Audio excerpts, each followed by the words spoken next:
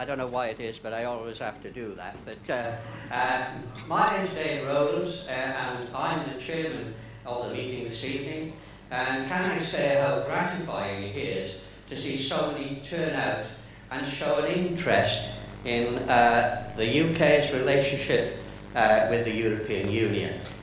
We hope what you hear tonight may persuade you to go in the way that we are and to believe that the United Kingdom can be a sovereign state. It is the 6th largest economy on earth, and I have to say that all those people who are now saying we are not capable of being a sovereign nation are the same people who would have castigated us if we hadn't given the ability for the of our empire, all those nations of the empire, if we hadn't given them sovereignty, they would have been saying that we were a terrible nation. So we can be a sovereign nation, and I'm glad that you turned out to listen to the arguments about us coming out of Europe and returning to that sovereign nation state. That's all I have to say, and I'm going to hand over now to Nathan Gill, who is your MEP for Wales, and Nathan, I'm sure, will be saying some very positive things about our coming out of the European Union. Thank you very much.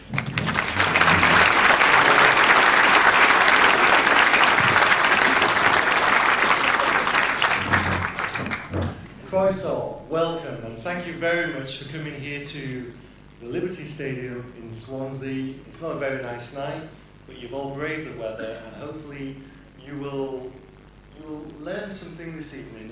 And if you don't already have the belief in our nation that we have, we hope by the end of the evening you will start to have that stirred within you. Now, twice in the last 100 years, Britain has led the way when freedom and democracy was threatened by a power seeking to control and dominate Europe. The good news is that our forefathers chose to do the right thing and not the easy thing. Will the British people today rise to the challenge? Do we believe in Britain as much as our parents do? This is the most critical conversation that we will have in a generation. And that same determination and courage will be needed if we are to win our freedom. The question we need to ask ourselves is there anything that the EU decides for us that we could not decide for ourselves? Will the remaining EU nations trade freely with us, or will they start a trade war? Should Britain be a free, independent, sovereign nation once more? Are the British people good enough to decide their own future and write their own laws? The UK may be small, but we are powerful, an influential country on the world stage. Other countries do listen to us and will trade with us, whether we are in the EU or not. The World Trade Organization and the Lisbon Treaty will ensure that. To put it simply, we want to take back control of our country from the unaccountable, unelected bureaucrats in Brussels. There is no reform of the EU that would give the supremacy of our Parliament, our courts, and control of our own borders back to the UK. The whole purpose and design of the EU is that no country should be left with such powers. Stripping powers from nation states is what the European Union was set up to do. Because we believe in Britain, those of us wishing to leave the EU have been unfairly and misleadingly labelled as being anti-Europe. We are not anti-Europe, but we are firmly opposed to Britain's political integration into a United States of Europe. Back in 1973, we were told that we were joining a common market. What we actually joined was a multinational political union. This new European state has its own flag, national anthem, parliament, central bank, court of justice, a vast civil service, and fledgling military and police forces. If we vote yes to remain in the EU, then the EU will take that to mean that we accept all of these things, and they will go full speed ahead. The tentacles of the EU stretch into almost every area of our national life. The EU has complete control over British financial services, fishing, farming, energy and trade. It dictates UK business and employment legislation, as well as immigration rules. On these and many other issues, our elected Westminster politicians are effectively impotent. They pretend to have the power to influence matters, but actually they have very little, if any.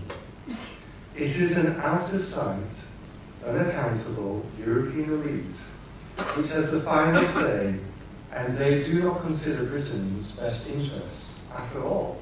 They have 28 nations that they have to consider. Whilst our politicians act out a pantomime in Westminster, the EU bureaucrats have slowly but surely been allowed to take control of our nation, one EU directive at a time. The European Parliament is no safeguard to democracy either, by the way. It is a sham of democracy, a thin veneer to appease the citizens of Europe. The European Parliament is the only legislature in the entire world where its members are not allowed to propose primary legislation. They can only vote on decisions made by unelected commissioners, and even then, their vote can be, and often, is ignored. We have nothing to lose and everything to gain by leaving the EU. Despite the fact that we are the 6th largest economy and the 7th largest manufacturing nation in the world, we will never again make our own trade deal with any other nation unless we leave the EU. And I just want to repeat that. Despite the fact that we are the 6th wealthiest nation on the planet, we will never again make our own trade deal with any other nation unless we leave the EU. For example, the EU has negotiated in secret a trade deal with the USA, which is known as TTIP or TTIP, which directly threatens our NHS and exposes the British government to litigation by large American corporations. Our party is leading the charge to stop this deal from being imposed on the British people. We will never control our borders or manage immigration while in the EU. What kind of a country cannot even manage its own borders? We will never be able to prevent foreign trawlers from plundering our seas of precious, declining fish stocks. Who else would give away a national treasure like that? If the EU's plans for tax harmonisation come to fruition soon, we will not even be able to set our own taxes. What else is coming down the track? The euro. The Lisbon Treaty that Gordon Brown signed states very clearly the currency of the EU is the euro. There is no mention of pounds or krona. A British exit from the EU, widely known as a Brexit, is the only choice open to us if we are to make our own laws and control our own destiny. Unless we leave our democracy, our lawmaking powers, and our sovereignty will continue to be salami sliced away by the EU. Genuine reform is impossible. Successive EU presidents, senior officials, and European prime ministers have consistently confirmed that there is no hope of Britain renegotiating any opt-outs or special treatment. As far as our influence goes, past experience shows that we have very little. As the European Union has expanded, our vote share in the Council of Ministers, the European Parliament and the European Commission has declined to the point where it is now almost insignificant. Even if every British MEP in the European Parliament voted together, this would constitute only 8% of the total vote. When Turkey or the Ukraine join, it will shrink even further. We can vote no to proposals as often as we like, but unless other countries agree, the EU diktats will become British law anyway. Successive British governments have refused to instigate a comprehensive costs and benefits study of our membership of the EU, despite motions laid down in the House of Lords to request such a study. Even the smallest businesses carry out research each year into its returns and performance in order to calculate taxes. And yet the country, with the 6th largest economy in the world, has failed to investigate the benefit or otherwise of our EU membership. And finally, we've just heard these last few days from the Governor of the Bank of England, in which he has released his verdict on our EU membership. But the best that he could muster up was that we had arguably benefited from the single market. But then he had to add that there were many risks associated with our EU membership, especially exposure to the euro and potential damaging legislation in the pipeline against the City of London. His point about benefiting from the single market was that we could get trained staff quickly, if necessary, from elsewhere in Europe. But what he failed to point out is that so can any other country in the world. This is the purpose of work permits, is it not? Many hospitals in the UK do just this when they have a need for trained nurses or doctors. Instead of training them in our own country, we simply issue a work permit to a nurse from the Philippines or a doctor from India. There's no need for EU membership whatsoever. The latest figures from 2014 released by the Office of Budget Responsibility shows that our contribution has increased by £2.7 billion between 2012 and 2013. That figure has quadrupled since 2008. The membership fee of the EU is a staggering £55 million each and every day. To put this figure into perspective, we could build 34 600-bed state-of-the-art hospitals every year, or pay the wages of an extra 250,000 nurses or policemen. One very important fact that's never mentioned by those advocating Britain's continued membership of the EU is the added cost to our industry, trade commerce and domestic household bills, in addition to the direct membership fee of £55 million every day. It's estimated by sources including the UK government itself and the Financial Conduct Authority that just the top 100 regulations imposed by our membership of the EU are costing Britain an extra £33.3 billion every year.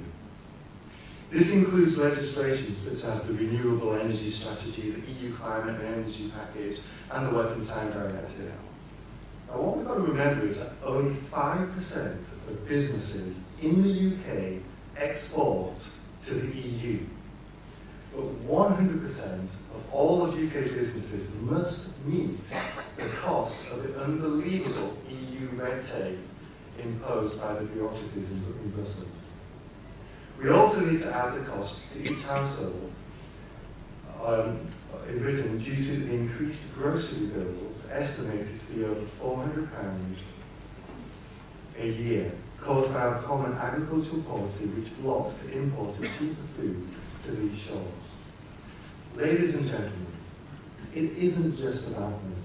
If we take a hard-headed look at our EU membership and look at the costs and look at what we as a nation are paying for a membership of a trading group, we would all of us agree that we are not getting value for money.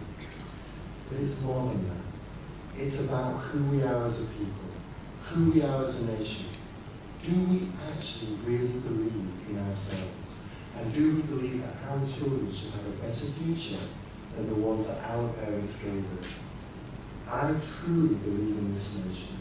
And I believe without a doubt that when we finally do get the date of the referendum, that if we are given the ability to speak to the British people, that they will join with us and that they will agree that yes, Britain is better off out. Thank you very much.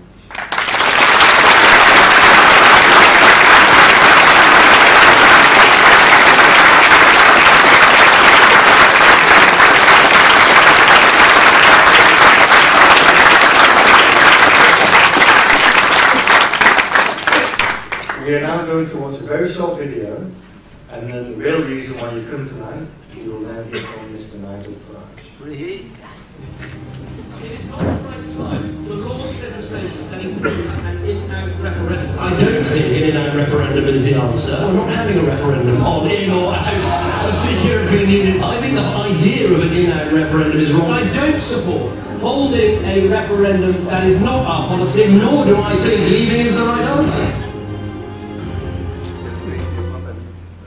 We will give the British people a referendum.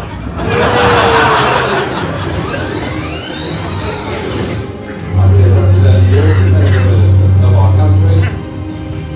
Ask yourself a question. Would you buy a used car from this commissioner? The question that I want to ask, the question that I want to ask, that we're all going to ask is, who are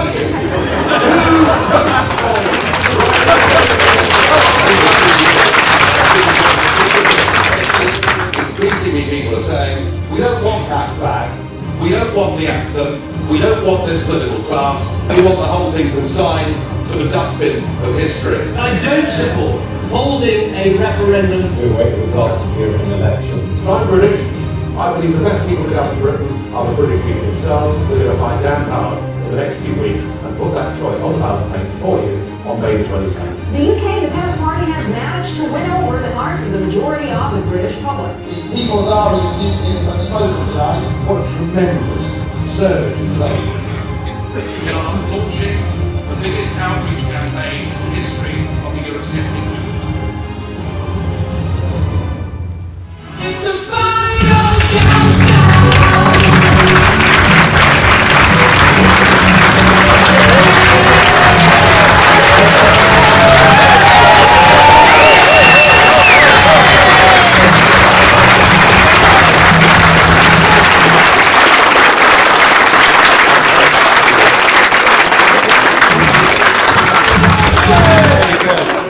Well, thank you very much. Good evening, everybody. Good evening!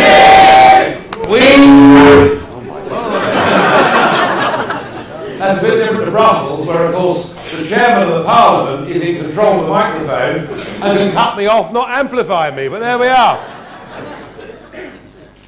I have spent over 20 years of my life battling for us in this country to have a full, free and fair referendum to decide whether we're part of a political union with Europe or not. And we now have a referendum on whether we remain in the European Union or whether we leave the European Union. And if it hadn't been for us, that would never have happened. And it's the chance of a lifetime, and we must grab it with both hands.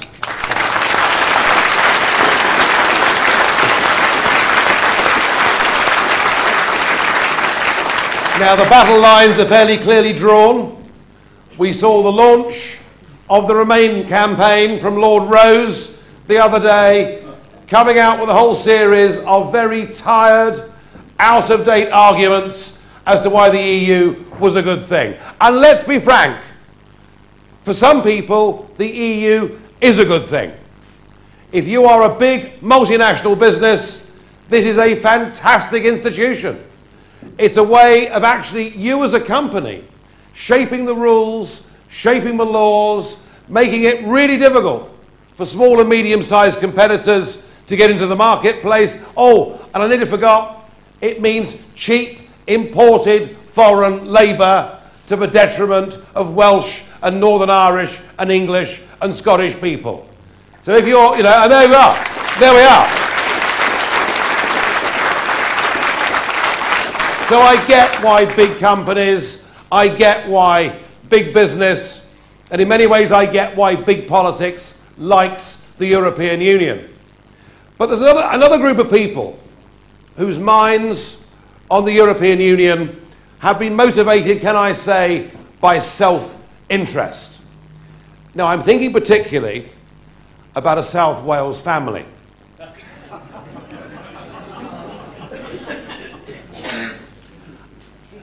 I have to be slightly careful because they have launched the odd lawsuit against me, but to hell with it.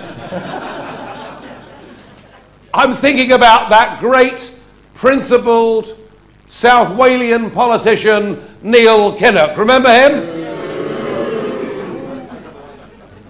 That's right. The very same Neil Kinnock who all through the 1970s and much of the 1980s made the argument that actually being part of this European club would be bad for working class people, would play into the hands of the giant multinationals, and would destroy our ability as a nation to be a parliamentary democracy. That was the Neil Kinnock of old. But the Neil Kinnock, or should I say, Lord Kinnock, it's not too bad, but he favoured abolishing the House of Lords at one time, is it? But there we are. That Lord Kinnock now, and several other members of his family, have, shall I put it to you, good reason to be supporters of the European project, if you get my drift. So it's about self-interest, it's about money, it's about being able to shape the rules. And what we've got to do in this referendum across the United Kingdom and here in Wales is we've got to challenge an establishment who have benefited personally massively from it. And they will make the arguments that the European Union has been good for Wales. Very good for Wales. Because all over Wales you will see the European Union flag. This project, yeah, I'm sure you've seen it. I can't stand that flag, I don't know about you, but this project has been part funded by the European Union. Yippee! Isn't that marvellous? Wales has been the recipient of European Union money. Isn't that wonderful? Folks, there's no such thing as European money. It's our money.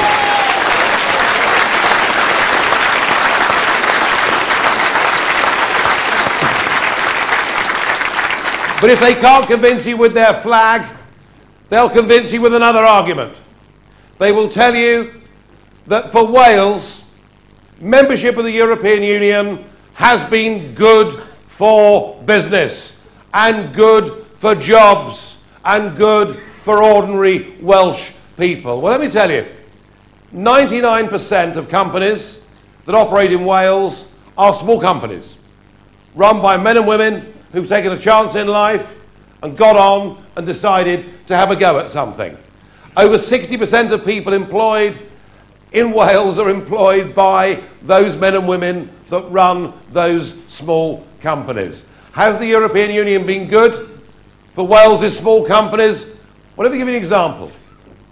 This afternoon, I went to visit a shop and a factory here in Swansea, run by a guy who decided that the switch that people were making to e-cigarettes from more conventional cigarettes was something that would grow.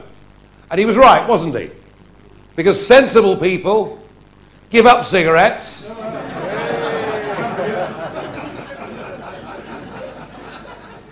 All right, some of us are slow to learn, but there we are. Sensible people, I'll come to ginger beer in a moment. And whoever thought I'd talk about ginger beer on Question Time? But many sensible people have switched, and there are now 2.6 million people in the United Kingdom who've switched from smoking cigarettes to using e-cigarettes. You know, many people in the health profession say these are at least 95% safer. And without doubt, e-cigarettes cause far less inconvenience to others around them. And without doubt, the e-cigarette boom has benefited small businesses, has benefited entrepreneurs that have set up their own companies, set up their own laboratories, provided choice in the marketplace, and actually put a lot more money in the pockets of ordinary people, because probably to smoke e-cigarettes costs you about £3 a week, whereas the conventional alternative is going to be £40 a week or something like that. So you would have thought we should all be celebrating the fact that 2.6 million people in Britain have switched to e-cigarettes, but not the European Commission and not the institutions of Brussels. They have decided that e-cigarettes should be treated and subjected to tests even more rigorous than the tobacco industry. And that little company I visited today here in Swansea have 280 different flavours and types of e-cigarette liquid for sale. Each one of those, to get registered under European Union law, will take a toxicology test that will cost £8,000 for each of their 280 items. Are you getting my drift? Who will the benefits be? Who will the benefits accrue to of the Tobacco Products Directive? Well, it may well close down. Our firm here in Swansea, with its 21 employees, and ironically, hand the e-cigarette trade with limited choice, limited option, and a massively increased cost back to the very tobacco companies from whom it was designed that this product should take market choice away from in the first place. So I put it to you that for your vapor here, your vaping business here in Swansea, and actually for every small business here in Wales, what the European Union does is to give people employment legislation that they can't frankly compete with as a small company, health and safety at work rules that have at times reached frankly ludicrous proportions, and environmental laws that make them and the rest of our industries uncompetitive. So I don't buy the argument that for 99% of Welsh private companies, EU membership has been a good thing. But let me say unequivocally that EU membership has been a disaster in Wales for heavy manufacturing. Something that this part of the world, South Wales in particular, has done well for 150 years and more. Since 2007, when there were 9 active large-scale steel furnaces operating in Wales under the name of Chorus, if you remember, there is now just 1 active large-scale steel producer operating today. And why is this? It's because the European project has a complete obsession with carbon dioxide emissions. They are convinced that carbon dioxide emissions are leading to global warming, and that global warming will threaten the future of mankind. Now, I don't know. You know, I'm not a scientist. I don't know. What I do know is there has been no rise in global temperatures for the last 20 years. But what I do know even more specifically is that because of our belief that we must cut carbon dioxide emissions, we've put into place a series of policies that has been disastrous for engineering.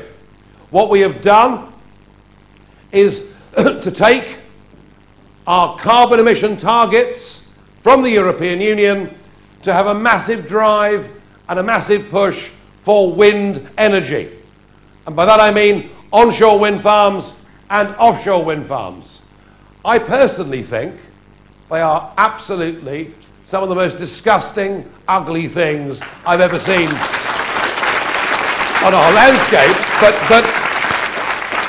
But you know, if they were ugly and they worked, I'd say to you tonight, we must live with it. But they're ugly and they don't work, because they produce an intermittent form of energy that doesn't work in the market and has to be subsidised. And whenever you see a wind turbine on land, you know that a rich landowner has just hit the jackpot by being paid simply to have them on his land. Simple as that.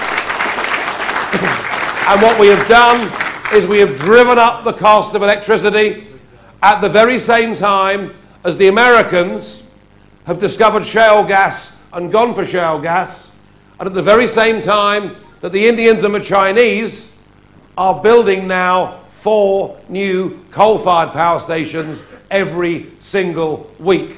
So what has happened is that steel production in South Wales and around the rest of the United Kingdom has closed down, has reopened in countries like India that have lower environmental standards and produce more CO2 and everything else, and then those very products that are needed to be consumed and used by other down-the-line industries here then get imported back into South Wales and the rest of the United Kingdom. So what we have done through our obsession of reducing carbon dioxide emissions and by going for this push for wind is we have actually increased carbon dioxide emissions and put out of business tens of thousands of people in steel, in refining.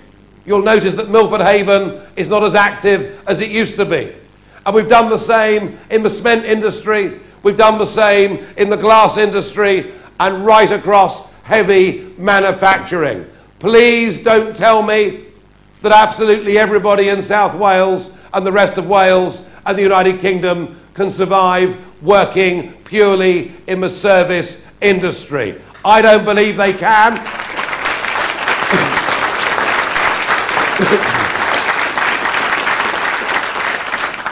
And if you look at the fishing industry, or should I say in the case of Wales, what is left of the fishing industry. You know, it's wonderful to see this incredible marina here in Swansea, without doubt the best in the United Kingdom. And there are some fantastic yachts in there and some lovely angling boats, which I'm all in favour of. But what you see in that wonderful marina are precious few men working in an industry that in many cases their family had done for hundreds of years. And why? Because as members of the European Club, we've given away over 80% by value of the fish that are caught in our territorial waters. And the argument we must confront the Kinnocks with, and virtually everybody else in Welsh politics apart from UKIP, the argument we must confront them with in this referendum is that far from EU membership being good for Wales, being good for small businesses, being good for big businesses, being good for medium-sized businesses, actually, by saying no to European Union, we can take back control of our own lives and put our own businesses first.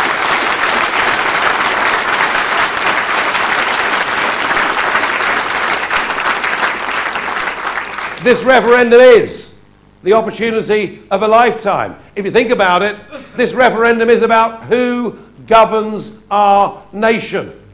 You know, time and again we've heard lies over the years.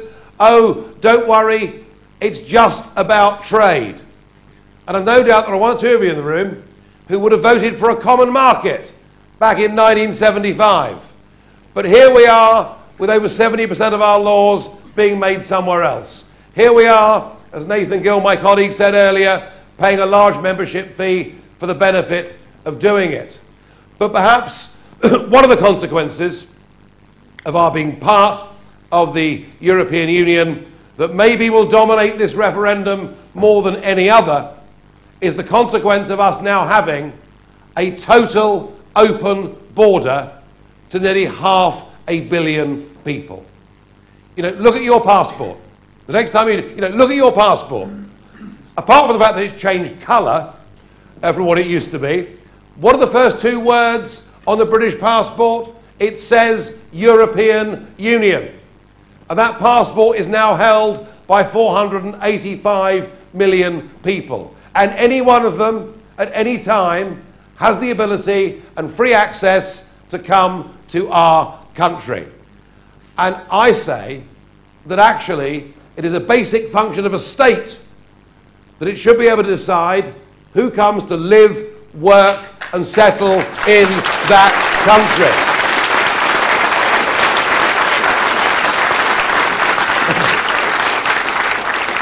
Now, I said over 10 years ago, when we allowed first 8 and then 10 former communist countries into the European Union, I said there would be a huge migrant tide to Britain, the likes of which had never been seen. And my gosh, wasn't I called all the names under the sun for daring to say such a dreadful thing? What I said has come true, except it's actually been far bigger and far more serious than what I said. It has led to wage compression for people on ordinary salaries, and most people on ordinary wages have now been through 10 years of no rise in their living standards, as we've allowed wages to be driven down to the floor to the benefit of big employers and to the disadvantage of ordinary working men, women and families in this country. It doesn't work. It is not in our interests. And now I begin to hear Theresa May. I even heard Call Me Dave the other day saying that we didn't need unlimited immigration into Britain. Fine, they're now agreeing with my analysis, but they don't propose to lift a finger to do anything about it. Because actually, what this referendum is really about is it's about the Prime Minister's renegotiation of our membership. That is what you're going to vote on. You're going to vote on his renegotiation of the terms of our membership. And let me tell you, we're going to get no significant concessions at all. The one thing we're certainly not going to get is any promise to change the free movement of peoples. And what I predict will happen is that Cameron will come back.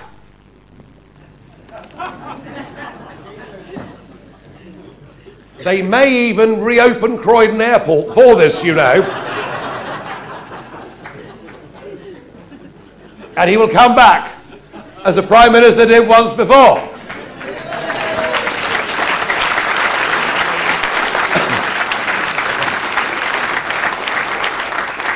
Telling us not to worry, because there's a promise that in the next European treaty in a few years to come, we will get significant concessions. Folks, we don't want, I put it to you, promissory notes from Chancellor Merkel or anybody else in Europe.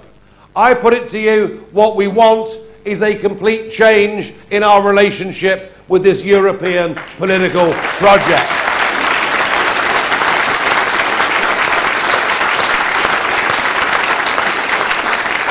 Frankly, it is not too strong to say that we have actually been betrayed by our political class, who in the name of telling us it was a trade agreement have given away our birthright, have given away the very thing that those generations that went before us in the 20th century fought and in some cases died to defend. We have given away our country and we want it back.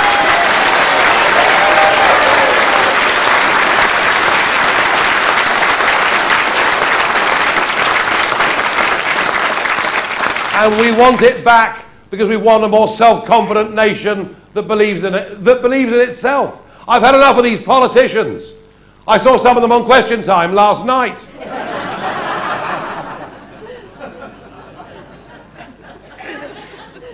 You know, and I've spent a lot of time with them over the course of the last few years. They don't like me any the more for it, but there we are.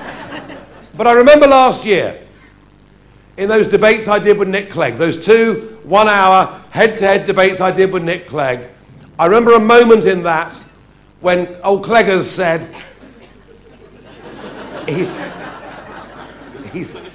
well, you can't even dislike Nick, you know, I mean, I've tried, but it's just not,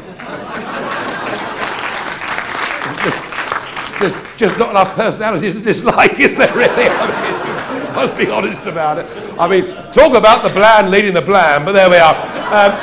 Now, this is a very serious evening. I'm sorry. I promised Nathan I'd behave. But there was a moment in those debates when old Cleggers was looking ahead to the camera. He said, we have to be inside the EU to stand tall on the world stage. We have more influence in the world if we're part of the EU. We could not negotiate our own trade deals just as the United Kingdom. We have to do it as part of the European Union. And I responded by saying that if Iceland, with a population of 317,000, was capable of negotiating its own trade deal with China, I was damn sure we were big enough and strong enough to negotiate whatever trade deals we thought to be in our own interests. Simple. But then I realised that actually behind what Nick was saying was something more fundamental. And I turned to him and I said, the trouble is, Nick, you just don't think we're good enough, do you? And he winced at that moment. And ladies and gentlemen, that is the point. Whenever you hear a politician telling you, we have more influence in the world as part of this club, we're not big enough or strong enough to stand on their own, what they mean is they don't think we are good enough. Well, I think we're good enough, and I hope you think we're good enough to run our own country.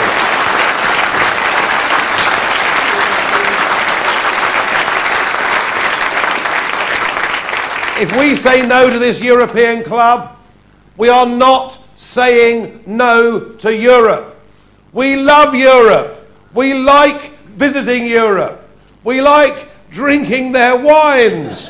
We're happy to work for them, marry with them, whatever it may be. All of that's fine. We want to live. It's like living in a street, isn't it? If you live in a street, you want to get on with your next door neighbours. Of course you do. It makes life harmonious. It makes life better. But you don't want to go joint account, do you, with the next door neighbours? And that's what I'm talking about.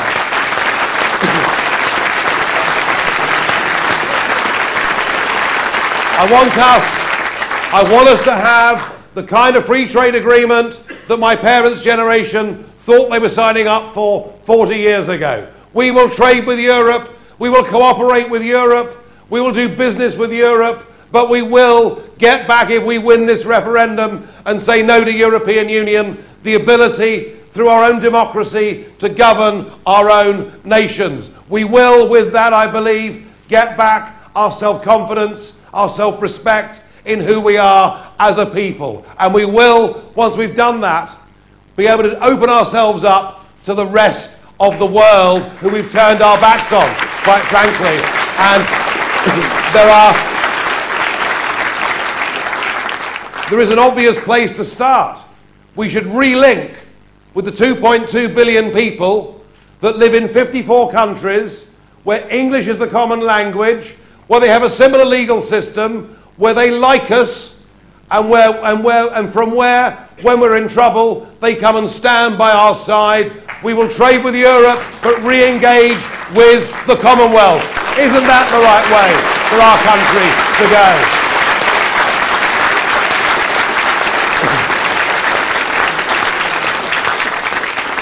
All you will hear from the Remain in the EU side is if we're not part of this union, they'll be beastly to us. They won't buy our widgets. All of which makes me ask, if they're that horrible, what are we doing there in the first place? But the fact is they sell us far more than we sell them. The renegotiation of a simple trade deal is the easy thing to do. This, folks, is going to be your once-in-a-lifetime opportunity to break this link.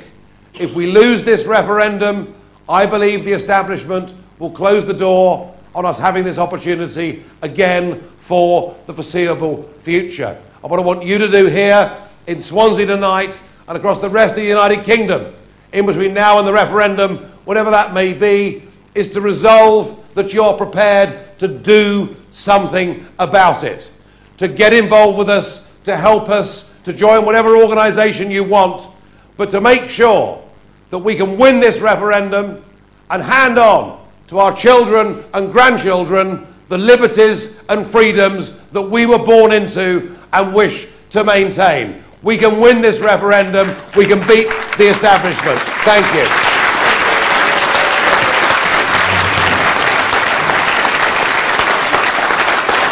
I've got a few Welsh bits in there.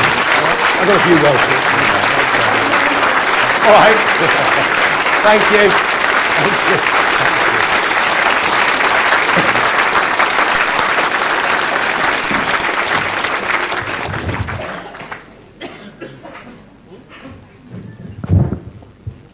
Well, ladies and gentlemen, I think having heard Nigel, are you able to hear me now? Sorry about that.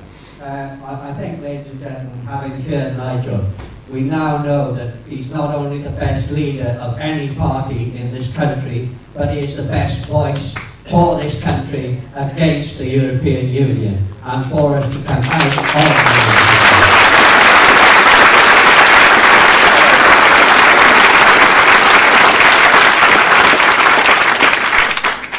Now we're going to have a little question and answer session.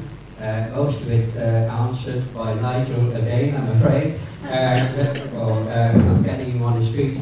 And the first question actually comes from Naomi Bishop, and I'm going to link it with another question by Mr. B. Steve.